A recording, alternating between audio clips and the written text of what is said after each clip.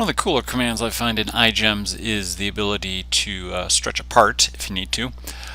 So there's actually two stretch commands. There's one that's just for CAD entities. So if I've got something drawn like this and I want to stretch this out in a dimension, I can come up to the transform submenu and you've got stretch here.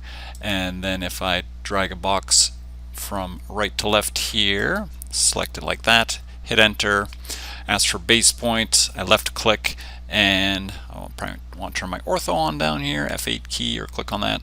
So if I want to make this inch longer or whatever, just type in how much longer you want that to be, and it gets stretched by that amount. So that's easy enough.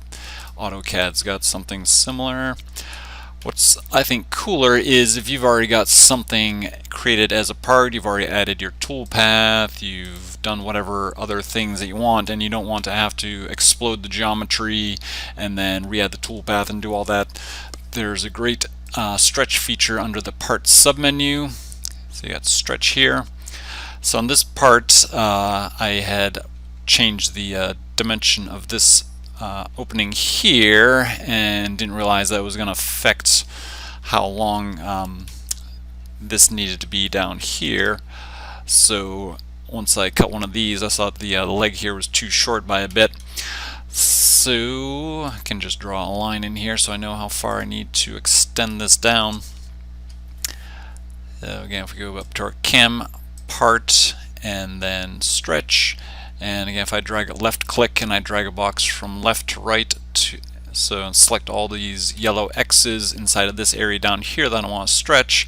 If I come up here, it'll stretch this upper portion of the part, which I don't. So I left click here, hit enter, ask for base point, and I'll stretch from here. And again, I can either type in a number, or if I right click and just choose perpendicular to that line, stretches the part down, stretches the toolpath.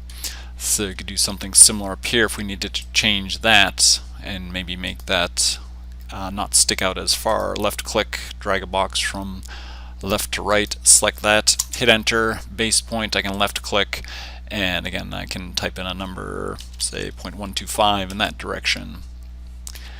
I could also do it for something like this. If I want to change just the size of that opening there, stretch and select that, hit enter, base point, and stretch that. So I think it's pretty amazing how it does that, adjust the toolpath and everything. You don't have to explode and re-add your toolpath and all that. So hope that saves you some time. If you have any questions, let me know. Thanks.